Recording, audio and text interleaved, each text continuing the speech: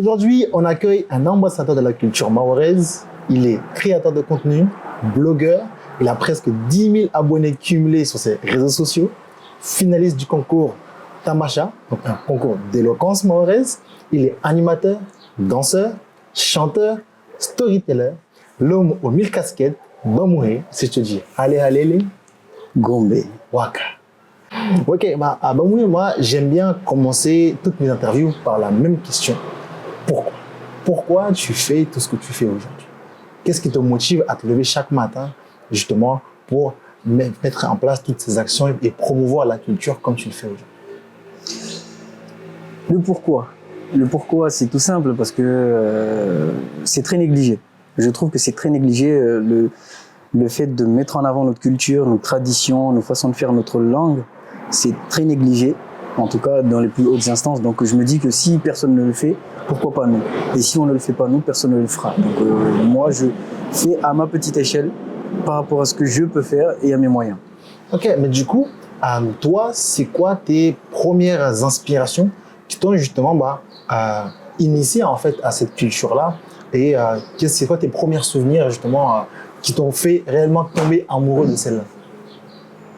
Voilà, ça remonte à très loin. Ça remonte à très loin depuis mon enfance parce que tu sais, mon père était musicien à l'époque, mais de Gaboussi, vraiment Gaboussi pur. Ouais. Donc à l'époque où il y avait vraiment une unification des 4 îles, des Comores, il faisait le tour en fait, il faisait une espèce de tournée avec sa bande, donc il tournait, il faisait les musiques traditionnelles. Et en fait, quand il nous racontait ces histoires, je me voyais à travers lui reprendre le flambeau avec le Gaboussi même. J'ai pas pu apprendre jusqu'à maintenant, c'est en objectif. Mais en tout cas, baigner dans cet environnement-là de papa musicien, la famille à côté musicien, Petit Langar, ça fait partie de la famille, tu vois. Donc Petit Langar aussi, donc tu vois, on baignait dans cette ambiance-là. Les danses traditionnelles en même temps, ça m'a toujours parlé, tu vois. Juste les sonorités mahoraises, les sonorités des danses comme ça.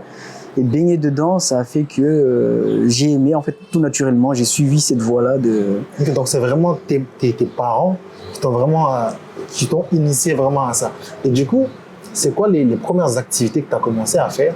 Est-ce que tu as commencé par la danse? Est-ce que tu as commencé par le chant? Est-ce que tu as commencé par le shigoma? Je ne sais pas. Par quoi tu as commencé toi? Bonne question. J'ai commencé par le chant. Par le chant parce que j'étais pas très doué en danse. Donc tu vois, je chantais, je faisais je composais mes chansons. Je prenais ce qui existait un peu, des parties de ci, de ça. Je composais une chanson et quand on avait une réunion ou une répétition de danse traditionnelle, je me proposais pour chanter et je faisais le chant.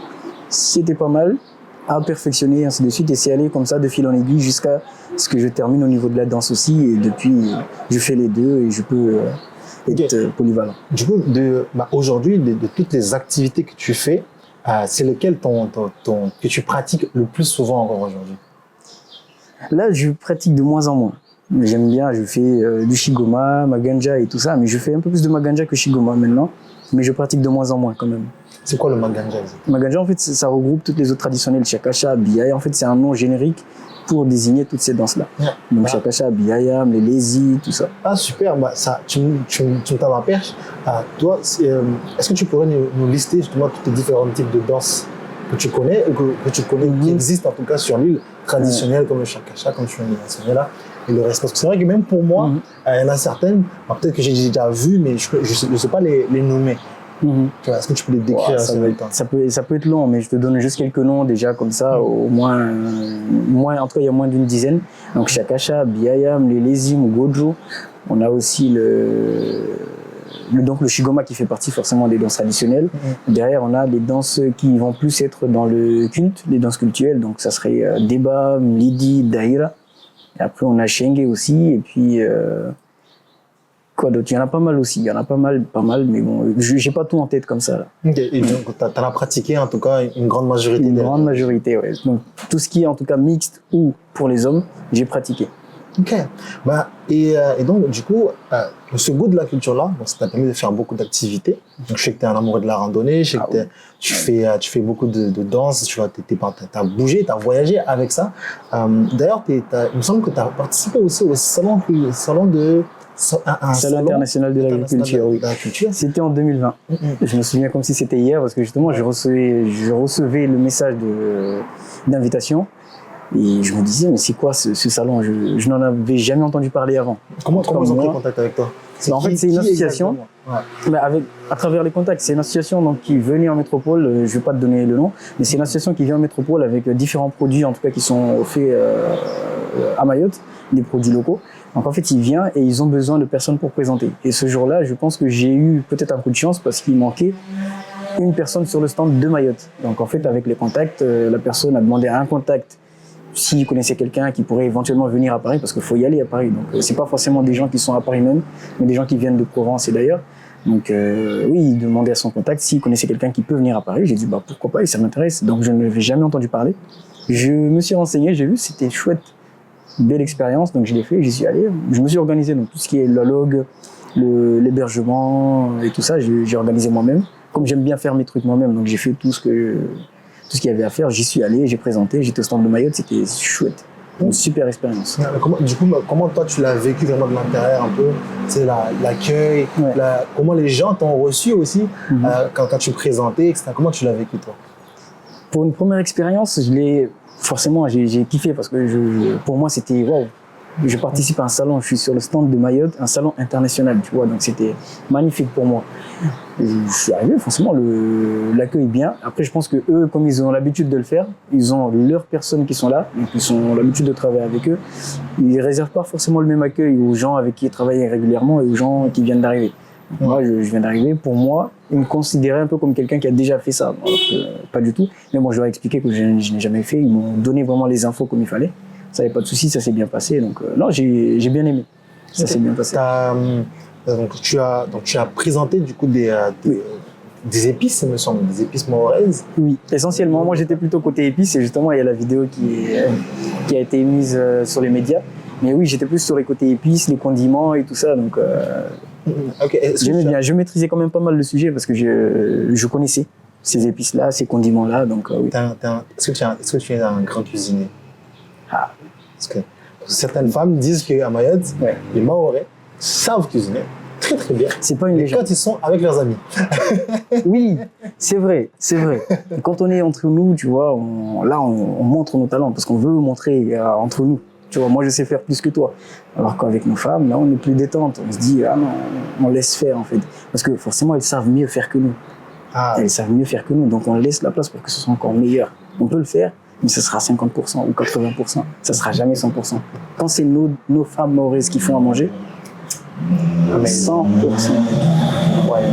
Donc oui, bien sûr, je suis grand cuisinier, mais je ne vais pas montrer mes talents partout, pas tout le temps en tout cas. Ok, mais du coup, c'était quoi un peu les réactions que tu as eues toi là-bas, du coup des gens à qui tu as présenté justement? C'est quoi les réactions? Est-ce qu'ils étaient assez choqués, surpris?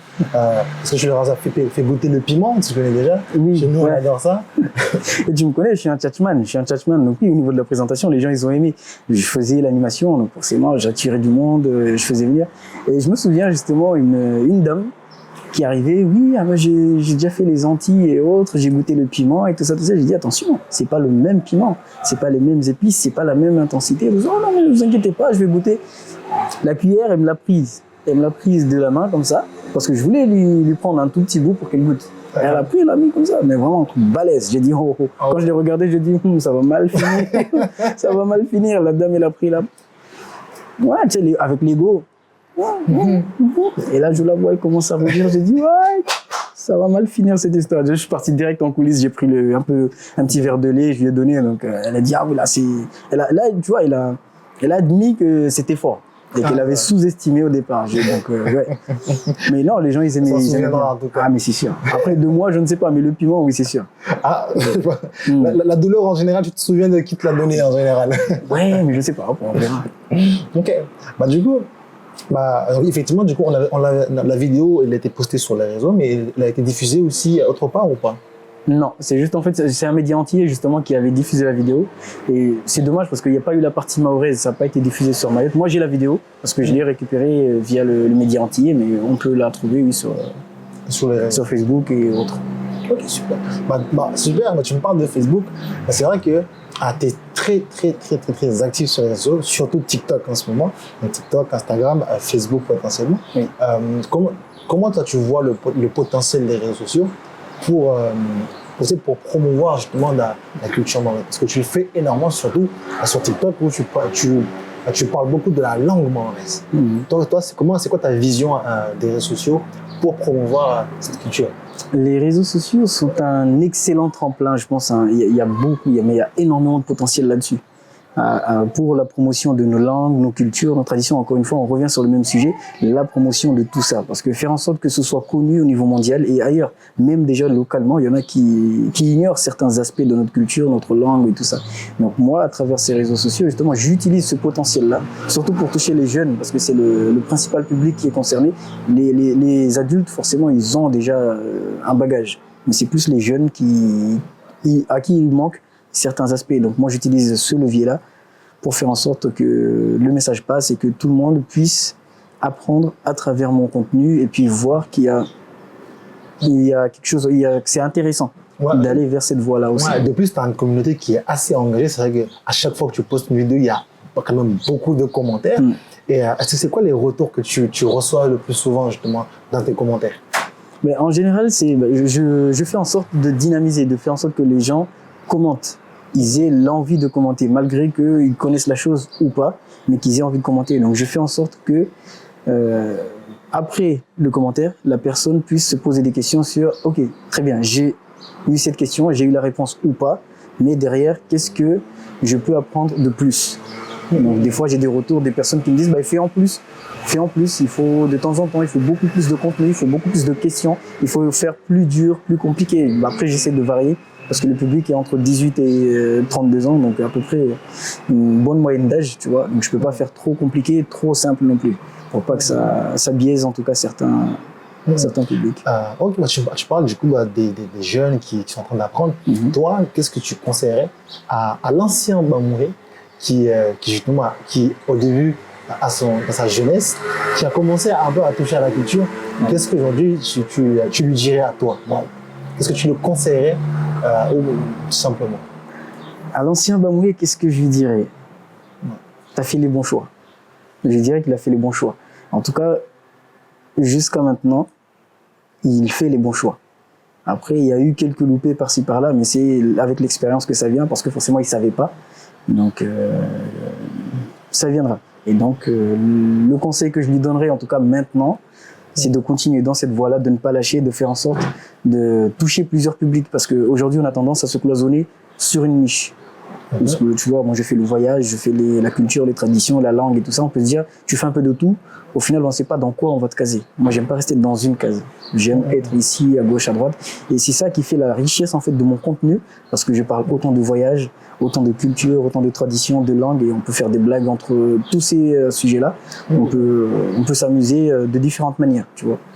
Voilà. Okay. Donc le conseil, c'est de continuer dans cette voie-là, de faire en sorte de toucher le maximum de gens et d'être le plus original possible. Ah, magnifique. Ouais. C'est vrai qu'être original, c'est important. C'est ça. Parce qu'on est beaucoup à être sur les réseaux sociaux maintenant. Et du coup, ce que tu conseillerais plutôt cette fois-ci à un jeune d'aujourd'hui qui est en train de grandir et qui est en train de découvrir un peu plus sa culture, qu'est-ce que tu lui recommanderais aujourd'hui? Qu'est-ce que je recommanderais au public d'aujourd'hui, aux jeunes d'aujourd'hui? C'est de s'intéresser de plus en plus à ça, parce que c'est dommage de trouver un jeune de 12 ans jusqu'à même 26 ans, ou même un peu plus, qui ne savent pas parler le shimaoré, qui ne savent pas aligner une phrase complète en shimaoré. Non seulement ils s'y intéressent pas, mais en plus de ça, ils vivent dans une espèce de bulle qui fait que ils sont que sur le français ou d'autres langues, mais ils négligent le shimaoré. Donc, moi, le conseil que je donnerais, c'est de s'y intéresser, parce qu'il y a beaucoup de choses à découvrir dedans. Il y a aussi de quoi s'amuser, comme en français, comme ailleurs. Voilà. C'est vrai qu'en plus, nous, ici, de plus en plus de jeunes de maintenant, qui ont grandi en métropole, ou même parfois même ceux qui grandissent ici maintenant, ça qui me choque aussi, des très jeunes, ils parlent plus français que shimaoré, mais enfin shimaoré ou malgache d'ailleurs, parce que c'est les deux langues ici, et ils savent pas du tout parler leur langue. Et pour moi, je trouve ça assez triste. Parce que pour moi, c'est notre culture qui s'envole petit à petit. Et on peut, si je peux utiliser le terme, on est en train de se faire un peu, de remplacer, du coup, notre culture, au lieu d'avoir le français comme bonus. Est-ce que tu vois aussi... Si, je vois la vision, je vois la vision. Et ça, c'est dommage, justement. Parce qu'il y a aussi le côté des parents qui, beaucoup, aussi sont dans ce système-là, ont vécu dans un système de 100% français et qui, eux, ne savent pas non plus comment faire, comment parler shimaoré aux enfants, en tout cas 100%, pour que ça se transmette, tu vois. Donc, forcément, les enfants de maintenant, oui, ils grandissent dans un environnement 100% franco-français, tu vois. Et ça fait que derrière, ils ne s'intéressent pas à autre chose parce qu'ils s'y plaisent déjà dans ce système-là. Donc, aux parents aussi de faire un effort derrière, de leur parler shimaoré, de leur montrer les choses, de leur les faire aller aussi vers la culture, vers la tradition, vers le shimaoré. Du coup, justement, toujours dans cette vision d'aider les jeunes, en dehors des réseaux sociaux, quelle action tu fais un peu, tu sais, en travaillant avec des associations, ou etc. Parce que je sais que tu travailles beaucoup avec des assos. Quelle action vous faites un peu à gauche, à droite, pour justement continuer en fait de promouvoir en fait cette culture-là et pour justement ne pas laisser cette culture-là s'en aller. Ben, Mayotte, c'est une culture orale. Donc, tu sais, il n'y a pas d'écrit qui dit la culture mahoraise, c'est comme ça, la langue, c'est comme ça, comme ça. Donc, nous, derrière, à travers différentes actions avec des associations avec lesquelles je travaille, on organise, que ce soit le plus anodin, les danses traditionnelles. Quand on est avec les jeunes, on discute avec eux, on chante, ne serait-ce que de chanter. Ils apprennent à travers ça, même si c'est pas, la plupart du temps, c'est pas du 100% shimaoré, parce qu'il y a un peu de swahili, un peu de mélange de malgache, de tout ça. Mais à travers tout ça, ils peuvent nous poser des questions. Qu'est-ce que ça veut dire telle parole? Qu'est-ce que ça veut dire ça? Et nous, dans cette lancée, on en profite aussi pour leur apprendre le savoir-faire, le savoir-être maoré. Tu vois. Et donc ça, c'est différentes actions. Ça, c'est le plus anodin, entre guillemets, que je t'ai donné. Les danses traditionnelles, quand on se regroupe entre associations. Sinon, il y a différentes actions, que ce soit les rencontres intervillages ou les rencontres interassociations pour échanger, justement, sur les sujets qui concernent Mayotte, l'éducation et tout autant de sujets qui sont primordiaux, en tout cas, pour tout le monde. Super. Est-ce que tu pourrais nous citer justement 2-3 petites associations, je vais y arriver. Le mot est difficile, ce mot-là, pour moi. Donc, avec qui justement tu travailles et qui aujourd'hui mène des actions pour aider cette ambition-là. Je peux pas te donner des noms parce que justement on est en train de travailler sur un projet là et on n'est pas censé le montrer en public. Donc cette partie-là, je vais pas pouvoir te donner de réponse. Mais en tout cas, ça va se savoir bientôt. Ça va se savoir bientôt. Okay. Qui sont sur quel projet parce que ça va être un grand projet en plus. Ok, super. Tu m'as tendu la perche tout à l'heure. C'est vrai que tu t'as parlé du coup de danse que vous faites, des chants que vous faites, que vous fassiez. Est-ce que tu pourrais nous interpréter 2-3 petites lignes de chansons traditionnelles? Toi, t'es dangereux. Juste 2-3 phrases. Non, comment te dire? Chanter, en tout cas les chants traditionnels, ça implique d'avoir un début, un milieu et une fin. Si on a juste une partie, ça donne pas la même chose, tu vois. Oui, mais fais-nous kiffer. Et sur quoi? Tu vois, c'est sur quoi? Parce qu'il faut un début, comme ça on monte en pression, et à la fin, on a la chute. Ok. On ira regarder. Là, je ne me suis pas préparé, toi, t'es dangereux. On ira regarder sur tes réseaux sociaux. Ouais. Après, là, actuellement, tu vois, je suis plus sur la danse. Si tu me dis de te faire des pas de danse traditionnelles, oui. Le chant, j'ai laissé parce que je fais plus de l'écriture. Et je donne, du coup, tu fais de l'écriture, c'est-à-dire les chants traditionnels. Okay. Plus de l'écriture de chants traditionnels. Mais je fais moins de chants. D'accord. Oui. Depuis quand tu écris? Depuis quand j'écris. Oui, depuis tout petit, c'est comme depuis mon enfance en fait. Depuis que j'ai découvert le gaboussi avec mon père, je compose des chants, je fais un mélange d'un peu par-ci par-là et je reprends aussi des chants qui existent d'origine. Parce qu'il y a des chants qui sont comme ça, et la structure, ça ne sert à rien de la changer parce que ça ne donnera pas pareil ou ça sera bizarre, tu vois. Donc depuis tout petit, j'écris, je modifie, je rallonge. Et c'est quoi ta chanson? Pas une des tiennes, mais c'est quoi ta chanson aujourd'hui préférée? Quand tu l'écoutes, ça t'emporte réellement, peut-être à travers la musicalité ou à travers du coup les paroles. La tienne de préférée. Je dirais Mouaïla. Ça, c'est pas très connu, c'est pas très, justement, même dans les danses traditionnelles, les associations ne font pas beaucoup ça, mais Mouaïla. Qu'est-ce que ça raconte? Pourquoi tu l'aimes autant? Pourquoi je l'aime autant? Parce que c'est une danse mixte, déjà, dans un premier temps. Tu vois, parce qu'on a les danses que pour les hommes ou que pour les femmes. Mais là, c'est une danse mixte. Dans un premier temps, c'est mixte. Et puis, tu connais, on aime bien quand il y a des femmes devant et derrière nous. Quand on a des femmes, on est entouré de femmes, on aime bien. Donc, Mouaïla, en fait, oui, Mouaïla, c'est une danse, en fait, mixte. Et on peut danser avec les femmes, tu vois. Voilà. Ok. Mais qu'est-ce que ça raconte en dehors de ça? Qu'est-ce que ça raconte? Ouais. Te dire, il n'y a pas une vérité. Il n'y a pas une vérité, il n'y a pas une histoire, il n'y a pas une version, tu vois. Ouais. Mais pour moi, la version que j'ai interprétée de Mouaïla, c'est en fait une histoire entre deux voisins. Le voisin qui a piqué le blé de l'autre. Le blé. Ok. Le blé de l'autre et qui est parti les cacher. Et en fait, le voisin s'est réveillé le matin, ah, t'as piqué mon blé, donc il lui fait une chanson pour dire de rendre son blé. Voilà. D'accord, ah, c'est ça la chanson au moins là. Voilà. Super. D'accord, mais du coup, c'est vrai que je t'ai vu, j'ai vu une de tes vidéos sur TikTok où tu dansais. C'est super énergétique d'ailleurs, vraiment. C'était à La Réunion, il me semble. C'était pour quelle occasion exactement? Bah, c'était à La Réunion, c'était à l'occasion d'un voyage. Je passais comme ça par La Réunion et du coup, un ami à moi, on était dans une même association à Mayotte, mais qui est parti là-bas, il a monté une autre association de danse traditionnelle parce que tu vois, l'amour de ça fait que même si tu es à l'international ou ailleurs, que ce soit à La Réunion, en Indonésie ou n'importe où dans le monde, tu peux faire ça, tu vois, avec des gens qui sont motivés. Donc, j'étais de passage, il voit que je suis de passage au final et il me dit, bah écoute, samedi, on a répétition, si tu veux passer voir. Donc là, c'était une répétition, ça. Ah, donc je suis passé le samedi, ok, très bien, j'ai vu l'association, j'ai fait connaissance.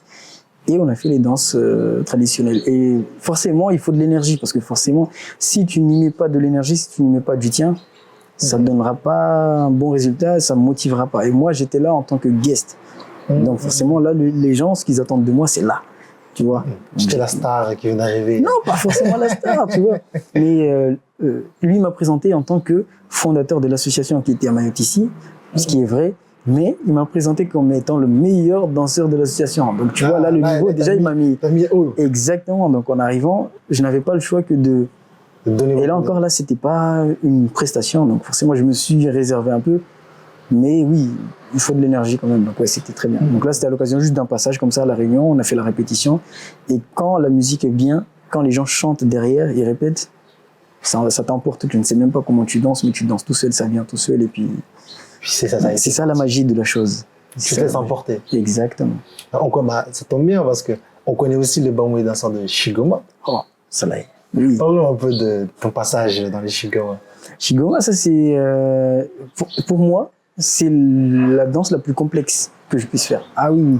Parce qu'en fait, chaque association, chaque chant, en plus, a ses mimiques et ses gimmicks. Tu vois, c'est pas pareil d'un chant à un autre, d'une association à une autre. Le même chant d'une association à une autre peut être dansé différemment, tu vois. Donc ça, c'est le plus complexe à gérer parce qu'il y a forcément des pas qui sont universels, qui sont les mêmes pour tout le monde. Mais à un moment donné, quand le coup de sifflet part, tu vois, ça peut être différent.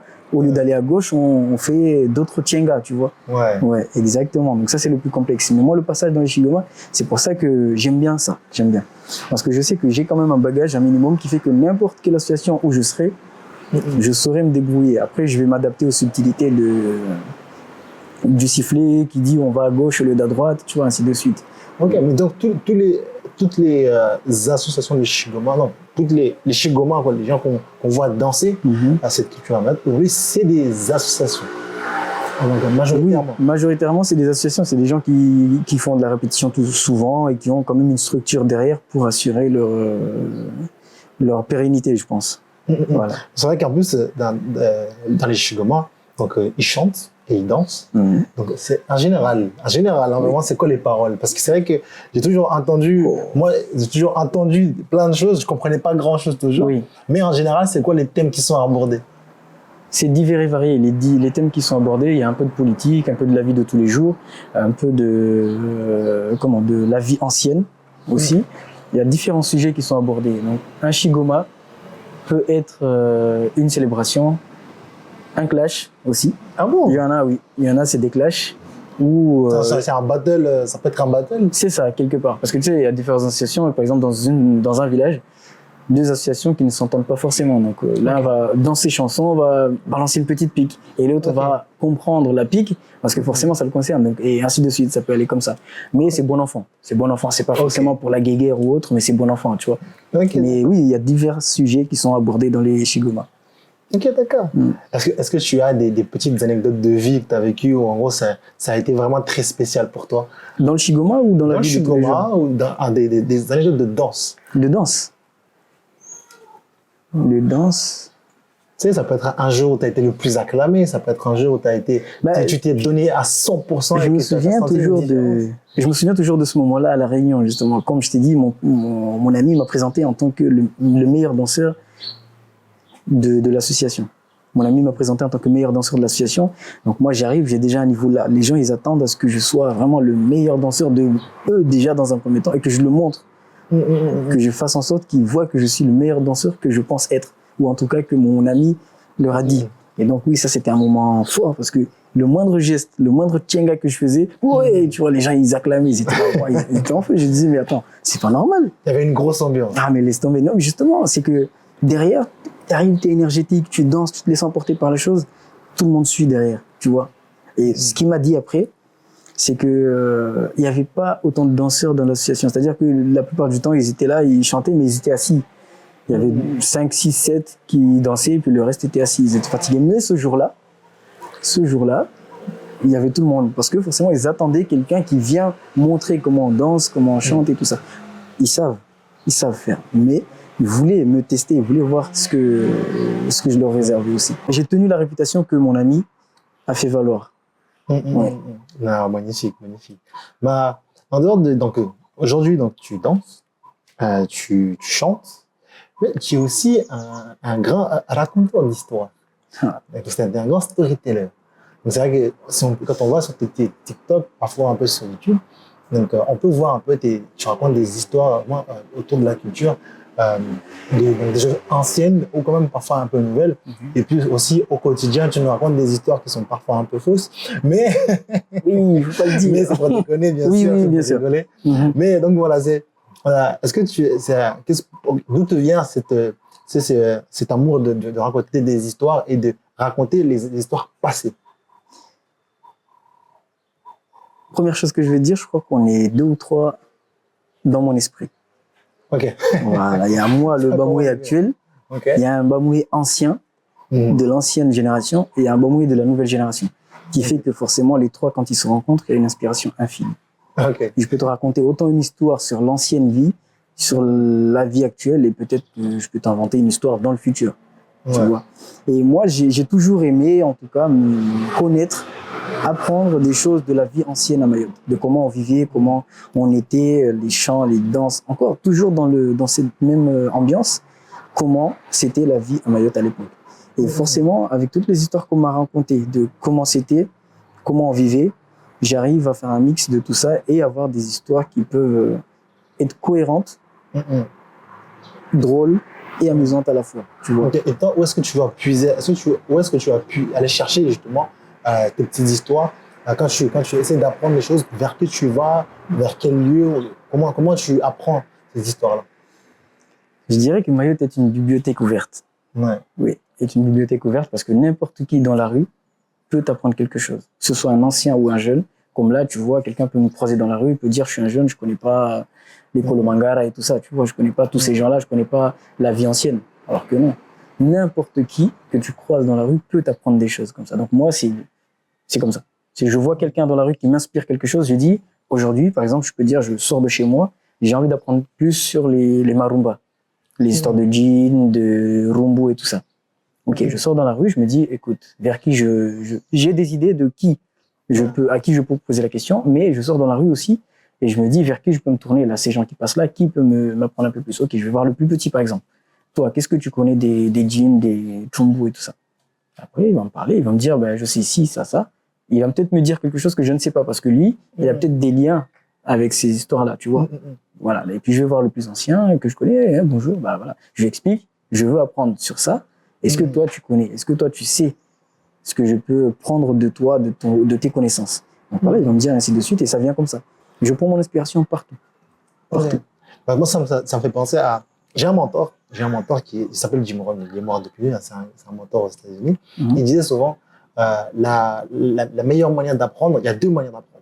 Un, c'est d'apprendre de ses expériences personnelles et d'apprendre de l'expérience des autres. Et toi, aujourd'hui, donc, ce que tu fais de plus, c'est ça. Tu apprends en t'intéressant aux gens. Exactement. Et en passant par les autres, où tu en apprends énormément. Et tu fais ça, du coup, avec énormément de personnes. Oui. Parce que regarde sur ça, juste une anecdote. Toi, tu es de Mtsangamouji. Ouais. Tu vas peut-être me dire sur ça. Tu vois le carrefour, là. là où il y a les vestiges de l'ancienne usine industrielle. En 2012. Ouais. Tu peux me dire qu'il n'y a pas de ninja là-dedans? Il y a des ninjas là-dedans ou pas? Des ninjas. Je ne pense pas. Voilà. Donc toi, tu es de Mtsangamouji, tu me dis ça. Mais tu sais, nous, quand on prenait le bus à l'époque, quand on est allé au lycée, le matin, le bus, quand il approchait du carrefour, t'entendais toutes les vitres claquer, tout le monde fermé. Tu sais pourquoi? On nous avait raconté une légende parce que il y avait des gens qui étaient là à une époque, on leur a balancé des cailloux et tout ça, ils ont raconté l'histoire à des gens ont déformé et ils nous racontaient l'histoire en disant attention, il y a des ninjas là-dedans. Donc quand on passait là avec le bus, non mais c'est vrai, quand on passait avec le bus, t'entendais toutes les vitres claquer, tout le monde fermé. Et du coup, c'était ancré en nous, c'était ce lieu-là, il y a des ninjas là-dedans. Quand on y passait, c'était chaud. Hein. On avait peur, on avait la peur de notre vie, on fermait les vitres jusqu'à ce qu'on dépasse vraiment. On va vers les bambous, là, on ouvrait.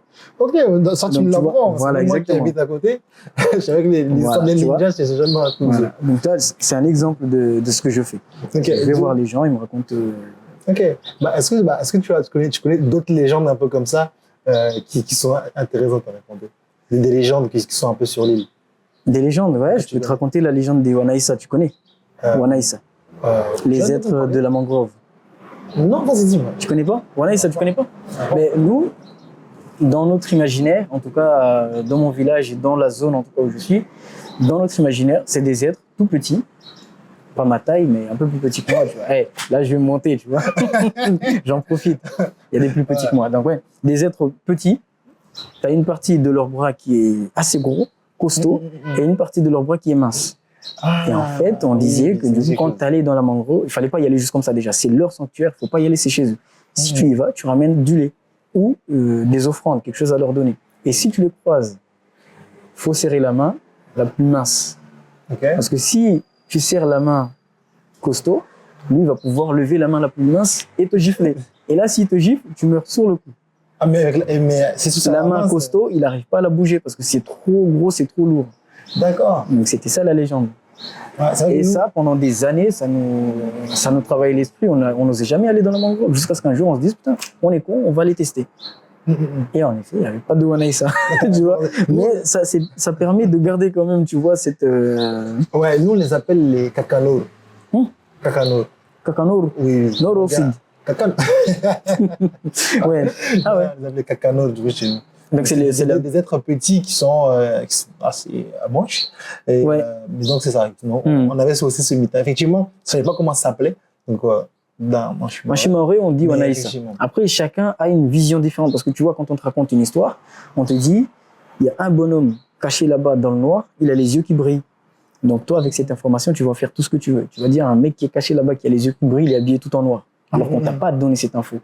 Tu vois. Donc dans l'imaginaire de tout le monde, ça peut être différent. Pour nous, ils étaient tous habillés en blanc et ils avaient une main plus grosse que l'autre et ainsi de suite. Okay, et ils étaient très rapides. À quel moment tu trouves la vérité? À quel moment tu trouves la vérité? Il n'y a pas de vérité. Et c'est ça qui fait la richesse de la chose. Parce que moi, je peux te raconter une histoire comme ça. Un autre peut te raconter la même histoire, mais avec d'autres paramètres. C'est ça qui fait que derrière aussi, toi, tu peux t'imaginer ton histoire, ta propre version. Que tu peux la raconter à d'autres personnes en rajoutant un peu de ton sel, un peu de poivre et tout ça, tu vois. Ok, tu me parles de l'histoire. C'est vrai qu'en off, on parlait aussi de l'histoire de Bao. Je commençais à le voir de plus en plus là, en ce moment sur les réseaux sociaux. Ouais. Les gens, ils en parlent et ils en reparlent. Mais c'est quoi exactement l'histoire de Bao? Parce que tout le monde connaît Bao va à taxi. Tout le monde connaît. Bao, tu l'as déjà vu en vrai? Non, jamais. Moi, je l'ai vu en vrai. Je l'ai vu en vrai. Et il est petit, costaud. Comme il est sur les photos. Par contre, il avait un t-shirt, il était habillé normal. Il n'avait pas le pneu, mais non, il était normal. Ouais, ça vient d'une histoire. En fait, on allait prendre l'avion, le vol était annulé. Le vol était annulé, donc ouais, le vacarme, ici et ça, bordel, ok, on est logé à l'hôtel. On est parti à l'hôtel.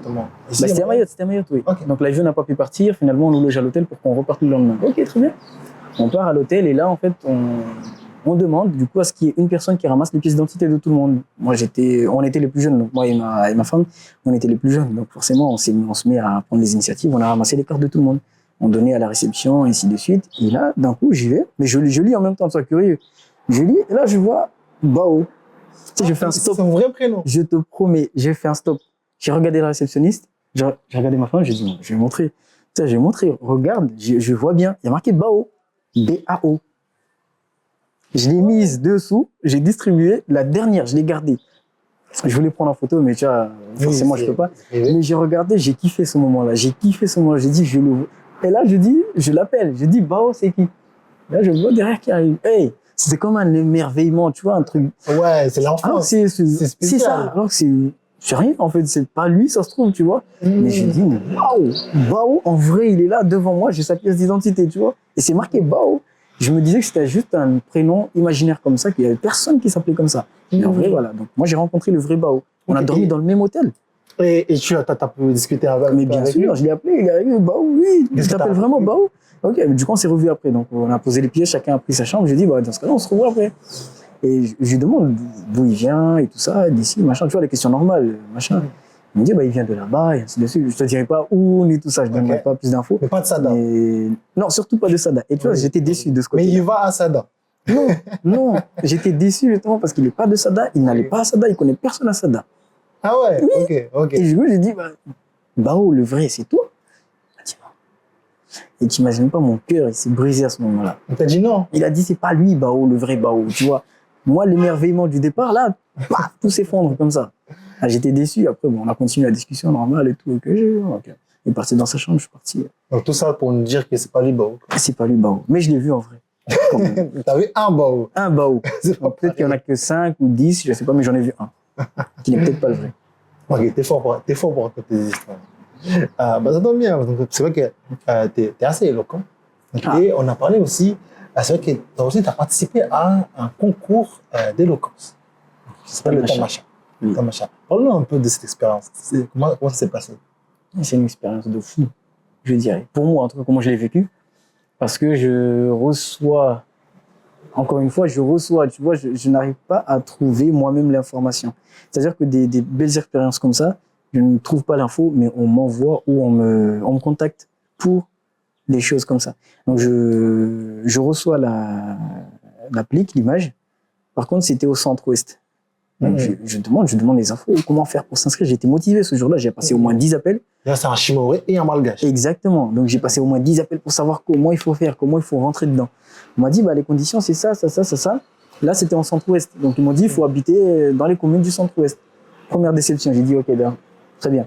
Bon, bah, donnez-moi le contact de là où j'habite. Comme ça, moi, je vais me contacter, je vais m'inscrire. Donc, ils m'ont passé les contacts et tout ce qu'il fallait. C'était pas très dynamique au départ, mais à force de voir qu'il y avait des candidats, qu'il y avait des gens qui étaient motivés, ils s'y sont mis vraiment à fond.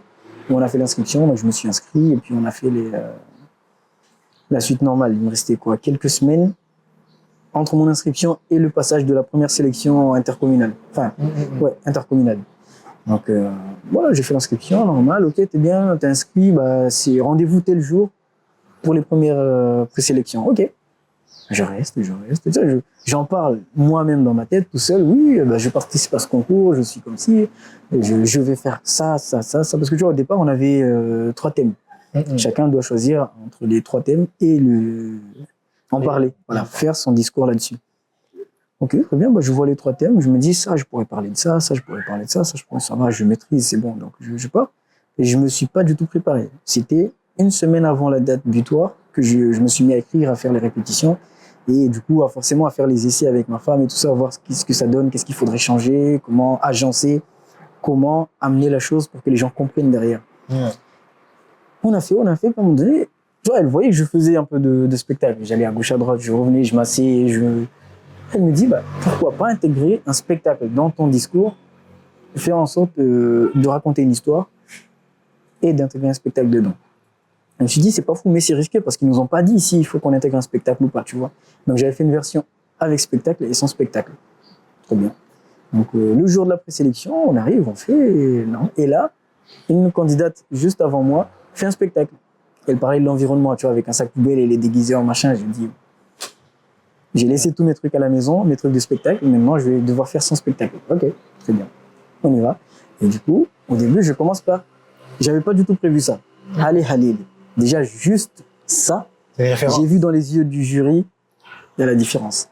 Allez, Halil. T'as gagné leur cœur déjà. Gombe. Comme tu. C'est parti. Et là, bam, j'envoie tout jusqu'à la fin. J'arrive à sentir quand même que là, il y a quelque chose, tu vois. Dans les yeux du jury, je les vois, ils sont contents. Ils me disent, il y a moyen que ce soit plié. Ok, très bien, fini, applaudissements, machin. Je vais m'asseoir. Je dis à ma femme, on se barre. Je le sens pas, je le sens pas. Elle a dit non, elle a insisté, non, on reste là, comme ça, on voit le résultat. Au moins, même si c'est pas toi. Mais au moins, tu verras qui a gagné par rapport à tout ça. Parce qu'on, forcément, tous ceux qui passaient avant, on était là, on débriefait un peu. Ah, regarde, tu vois, c'est pas mal le mot qu'elle a balancé là, tu vois, tout ça. Donc, oh, ok, on reste.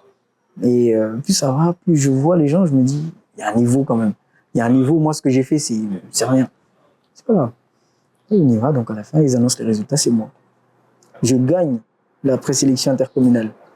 Ah, oui, je m'y attendais pas. À l'abattoir. À l'abattoir. En fait, c'était l'interco de Petite Terre, donc on a fait Pamandzi l'abattoir. Moi, j'étais plus sur le côté l'abattoir. Et donc, la présélection à l'abattoir, et j'ai gagné là. Et donc, ouais, on a fait la présélection, la partie Shimaori pour moi et Ankibushi pour une autre dame d'ailleurs qui est très forte, elle aussi. Est-ce que tu te souviens encore un tout petit peu de ton passage, du début en tout cas? Du début, oui. Ouais. Ah Tu oui. peux nous aligner 3-4 phrases? Hein? 3-4 phrases? 3-4 phrases. Ouais, comment ça? Vas-y. Allez, allez. Oh, mais. Nous comme ça. Waka. Et là, je vois dans les yeux du jury, ce mec qui a gagné. Et je peux pas faire plus. Parce que j'ai déjà gagné, tu vois. Donc, je vais pas te dire, mais. Tu te souviens de ton texte, ouais. Mais c'est ça. C'est plus ça, ouais. Je me souviens un peu trop de mon texte. Ok. Mais non, et puis on est parti pour la finale. Et la dame qui a fait Ankibushi, je ne comprends rien en Ankibushi, mais je me suis dit c'est elle qui va gagner. Ouais, j'étais là avec toi, en tout cas, c'était au Stade du Nord. Voilà, ça c'était à la finale. Là, la finale qui s'était passée là-bas, c'était incroyable. Déjà, il y avait le débat, l'ambiance, il y avait le débat qui était fait. Oui. Et le débat, c'était exceptionnel. Moi, je n'écoute pas du débat en général, oui. mais être sur place et écouter sur place, c'était fort. C'était très fort. Ça t'emportait, mais c'était très, très spécial. Et quand les participants ils ont commencé à participer, ils ont commencé à présenter du coup leur show, on va dire ça comme ça. Franchement, la dame qui a gagné, je pense que quand elle est passée, tout le monde s'est dit non. Il faut de l'émotion. C'est elle. L'émotion, mon ami. C'est elle. L'émotion. Elle était éloquente, elle avait travaillé sa voix. Non, c'était spécial. Et avec l'émotion. Spécial. Et elle a fait. Comment on peut faire jaillir autant d'émotions simplement avec des mots? C'est spécial. C'est là tout le travail de ce genre de concours, de ce genre de choses, et de notre langue. Parce que à travers 2-3 mots que tu peux aligner comme ça, tu peux susciter des émotions en face, sans forcément que ce soit quelque chose de très bien travaillé ou autre, tu vois. La richesse de notre langue, de nos langues. C'est vrai que il y avait du shibushi, et il y avait aussi du malgache, et du shimaori aussi. Il y avait le malgache et le shimaori. C'était super. Avec toutes les activités que tu as fait aujourd'hui, est-ce que tu en as certaines où tu as pu justement te monétiser en fait tes connaissances? C'est un sujet sensible, ça, tu sais. C'est un sujet sensible. Mais oui, forcément, avec le travail, tu sais qu'à un moment donné, les gens te reconnaissent à la hauteur de ce que tu sais faire. Donc, que ce soit dans la création de contenu, que ce soit dans justement le shimaori, parce que depuis Tamacha, j'ai pas mal de demandes justement pour des traductions ou les discours, en tout cas en shimaori, pour des corrections et autres. Donc forcément, j'arrive à monétiser tout ça et puis c'est ça qui est bien. Le côté agréable en tout cas de tout ça. Moi, je le fais par passion tout ça. Que ce soit les voyages, la création de contenu ou même Tamacha, je le fais par passion parce que j'aime ça. Je n'ai pas forcément d'attente derrière, mais si ça rapporte, tant mieux. Tant mieux parce que ça peut me permettre de faire encore plus et encore mieux. Demain, de proposer quelque chose de plus qualitatif parce que j'ai le matos et tout ça, ainsi de suite. Et tout ça, pour l'avoir, il faut des fonds. Et les fonds, donc, c'est pas forcément mes fonds perso, mais ça peut venir aussi des investissements qui sont derrière. Ouais. Parce que moi, j'ai tendance à dire que tu peux être entrepreneur sans être un entrepreneur. Est-ce que tu vois ce que je veux dire? Oui. C'est-à-dire qu'il y a beaucoup de personnes qui font des actions et qui ont un impact, et surtout qui résout un problème. Pour moi, être entrepreneur, c'est tu résous un problème. Donc c'est pas toujours le format classique qu'on peut voir quand tu vends quelque chose, etc. Mais donc pour moi, tu es un entrepreneur dans le sens où tu es entrepreneur, tu mènes des actions et tu résous un problème qui aujourd'hui qui devient de plus en plus monétisable, mais surtout qui a de la valeur. Quand tu as une valeur ajoutée, donc effectivement, que tu changes des choses, tu y apportes un impact. Tu es entrepreneur et tu es un entrepreneur. C'est pour ça aussi que je t'ai invité aujourd'hui. Toi, pour l'avenir, un peu, toi, c'est quoi ta vision un peu de l'avenir, du coup, entrepreneurial, on dit ça comme ça, dans ce que tu entreprends? C'est quoi? Comment tu vois? C'est quoi ta vision un peu de ce que tu vas faire, en tout cas, dans l'avenir? Ou simplement de ce que tu veux devenir. Ce que je veux devenir, ce que je veux faire. Ouais. Déjà, je vois un peu plus d'intéressement de la part de nos autorités. Pas forcément ce que moi je fais personnellement, mais à ce que tous les créateurs de contenu mahorais font pour mettre en valeur l'île de Mayotte, la tradition, les cultures et tout ça. Je parle notamment justement d'une personne que je connais, la Renaissance mahoraise. Renaissance mahoraise, c'est une fille de Bandabois qui fait ça. C'est Binti. Donc elle, justement, sa page, c'est Découvre Mayotte avec Binti. Elle fait pas mal aussi d'actions comme ça, où elle met en valeur justement la tradition, la culture et ainsi de suite. Et je pense que les autorités devraient s'intéresser aussi à ce genre de petits créateurs de contenu. Quand je dis petit, c'est pas forcément petit au niveau budget ou nombre d'abonnés ou autre. Ils ont une communauté. On a une communauté, tu vois. Donc c'est pas petit dans le sens de pas intéressant ou autre. Non. C'est petits créateurs de contenu parce que ils ne sont pas connus mondialement. Ils sont connus localement, certes, mais pas non plus au point de pouvoir influencer beaucoup de monde qu'ils pourraient influencer si les autorités s'intéressaient et les aider à faire ça, tu vois. Et si tu vois justement cette aide-là, toi, qu'est-ce que tu aimerais faire? Qu'est-ce que j'aimerais faire? C'est dans un premier temps créer, c'est un grand mot, mais je veux dire fédérer en tout cas les créateurs de contenu qui sont dans ce thème-là ou dans la vision de faire briller Mayotte à l'international, notamment sur la toile, parce que tu vois, c'est là où il y a le plus de saleté sur Mayotte, parce que la personne qui ne connaît pas Mayotte va taper sur Internet Mayotte. Les images sur Mayotte et ainsi de suite. Et c'est là où il va falloir qu'on fasse un gros travail de nettoyage ou pour mettre de brillance en tout cas. La beauté que les choses. Exactement, parce que forcément c'est comme partout, c'est comme Paris, c'est comme ailleurs. C'est juste que Mayotte c'est trop petit, donc forcément tout ce qui se passe, ça fait écho, ça résonne et tout le monde sait, et ça part à l'international et autres. Mais sinon c'est comme dans n'importe quel pays, n'importe quelle ville. Il y a des choses qui se passent, sauf que c'est grand. Donc toi qui habites à l'autre bout, tu n'entends pas parler forcément, tu vis ta vie normalement. C'est juste ici. C'est trop petit, donc ça résonne, ça fait écho. Mais voilà, c'est que arriver à fédérer en tout cas les créateurs de contenu qui sont dans ce thème-là, avoir en tout cas une base solide de soutien, que ce soit au niveau du gouvernement, non, mais au niveau des autorités mahoraises en tout cas, qui ont cette mission, parce que tu vois, beaucoup d'organismes à Mayotte ont la mission de faire briller Mayotte ou autre, que ce soit dans le tourisme, dans n'importe quoi, dans les affaires ou autre, mais ils le font, je pense, en petit comité, ou ils ne font pas assez, ou ils ne font pas ce qu'il faudrait faire. Voilà. Donc c'est au moins des collaborations entre nous, et puis déjà intéresser le public local, la consommation locale, le tourisme local, faire tourner déjà ça avant de vouloir aller chercher l'international. Parce que l'international ne viendra que si le local parle en bien de ça. Parce que moi, quelqu'un qui vient de New York, n'importe quoi, il me pose la question, si moi, j'ai pas fait le tour de l'île, j'ai pas visité tel hôtel, telle plage, je connais pas tout ça. Moi, je vis chez moi, tranquillement, je sors jamais. Personne ne m'a donné envie d'aller visiter ces lieux-là. Donc la personne va me poser la question, alors comment c'est Mayotte? Moi, je dis, c'est fade, il y a de la violence, il y a ci, il y a ça. Mais je connais pas tout ça, je pourrais pas lui dire, écoute, tu peux aller à tel hôtel ou à telle plage, c'est super, c'est magnifique. Je l'ai fait une fois, c'est très bien. Ou va à tel restaurant, tu vois. Je pourrais pas dire ça. Donc, il faudrait déjà commencer par intéresser le public local, faire tourner le tourisme local avec les gens sur place avant de vouloir chercher l'international. Parce que c'est bien beau de dire à un créateur international de venir ici, de faire la pub de Mayotte. Mais si son public, déjà dans un premier temps, il faut qu'il paye je sais pas combien pour venir et pour dépenser encore plus, ils vont être réticents, tu vois. Alors que si moi, demain, c'est un exemple, on me donne les moyens de pouvoir faire un projet qui viendra chez toi te dire, écoute, mec, Mayotte, certes, il y a la violence, il y a ça, mais je te recommande d'aller chez lui, là.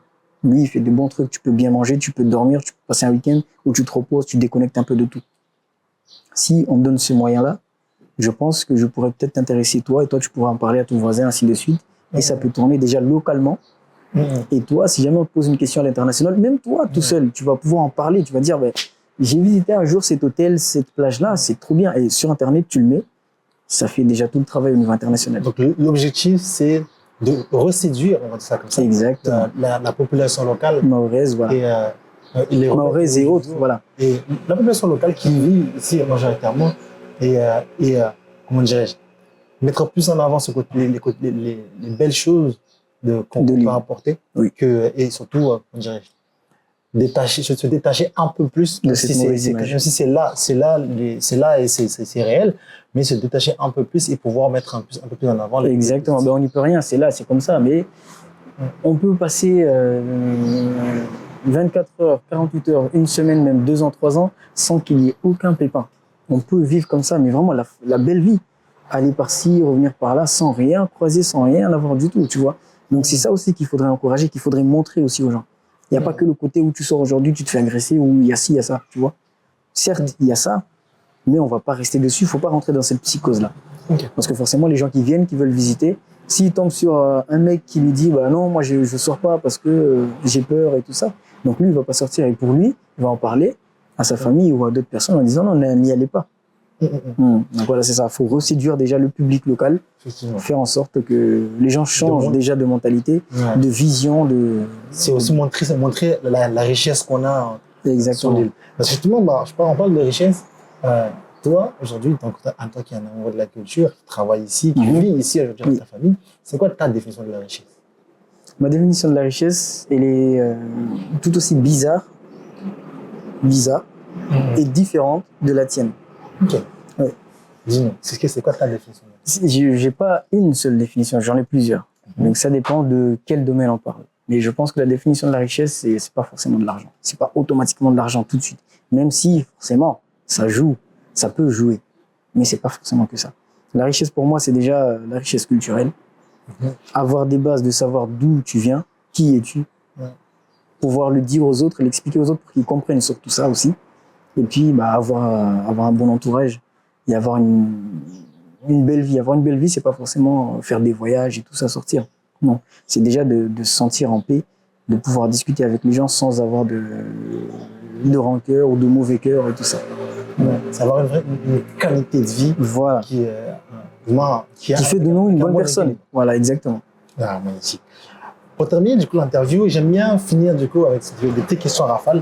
Ça doit répondre vraiment de manière assez spontanée. Ça dure 1 minute 30. Wow. Je mets le chrono et il faudra y répondre vraiment spontanément. C'est vraiment pour un peu mieux te connaître sans avoir à penser à trop réfléchir. Okay?